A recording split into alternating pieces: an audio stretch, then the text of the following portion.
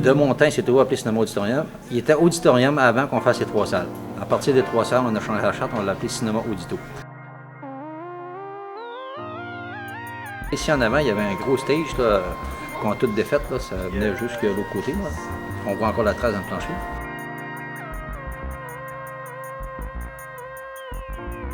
Moi, le premier film que j'ai vu de toute ma vie au cinéma, j'avais 3 ans et c'était dans la salle ici. J'étais avec ma mère. Puis il y avait tellement de monde que mon père, il avait fallu que ça soit dans une autre rangée, un autre endroit.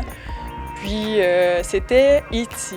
C'est que j'avais 13 ou 14 ans, puis avec 2 de mes chums, on était venus voir des films porno, 18 ans et plus, et je m'étais déguisé, je m'étais mis une paire de lunettes, je m'étais coupé un petit peu de cheveux, puis je m'avais collé, me faire un petit peu de poil. Fait que je m'étais caché, j'avais fait ça à l'insu de mes parents. Il y avait 3 films. Ce qui m'a marqué, c'est qu'en sortant pour prendre l'autobus, mon père était dans la dernière rangée puis il m'attendait. Parce qu'il avait découvert le complot puis il m'attendait pour me ramener à la maison. C'était notre théâtre. Est-ce que vous veniez voir? Ben moi, les films là, que j'ai... Le dernier, je ne sais pas si c'était le dernier, là, je ne me rappelle pas bien, mais j'avais venu voir La Petite Histoire une fois avec ma belle-sœur. Dans mon souvenir, il y avait une seule salle avec un balcon. Puis les plus mal commodes, c'est aller en haut, lancer des trucs au moins mal commodes d'en bas. En fait, moi, quand j'étais plus jeune, quand j'étais au secondaire et que je venais à l'Audito, je me préparais des sacs de cargaison de petits objets que je lançais dans l'écran. Des graines de tournesol, des petits cailloux dans l'écran pour que les gens sursautent. C'est ça. Quand j'étais dans d'autres cinémas après, ça me faisait vraiment bizarre que ça sente pas le popcorn puis l'humidité. Parce que pour moi, l'odeur d'humidité, c'était vraiment rendu associé au cinéma. C'est la seule place que j'ai vue où on arrêtait le son du cinéma pour annoncer qu'il y avait un char qui était mal stationné.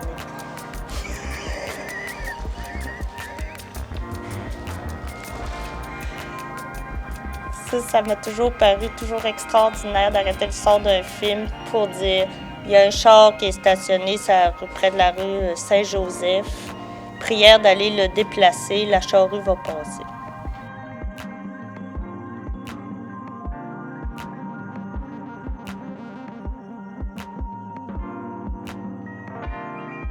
Pour moi, le paradis, c'est vraiment un surligneur jaune fluo sur notre région pour mettre en valeur notre belle culture et les artistes d'ici.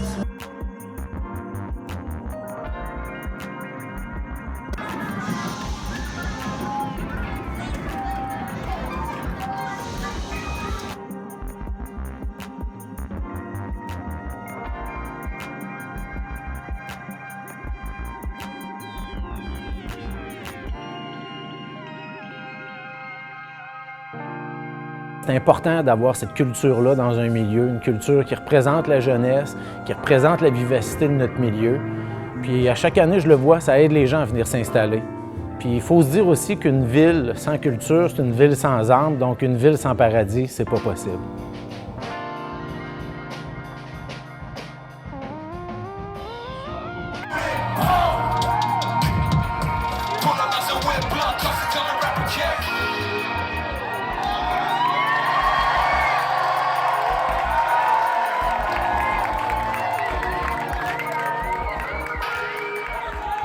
Ça, ces bancs-là, ça fait 3 fois que je les mange, je les mange. Je les connais. Là, ça commence à être la fin de leur transformation. Pour moi, là, ça revient sur le final. Comment être magané, là. Le truc, c'est qu'il y a un tuyau, là. Il faut peser dessus.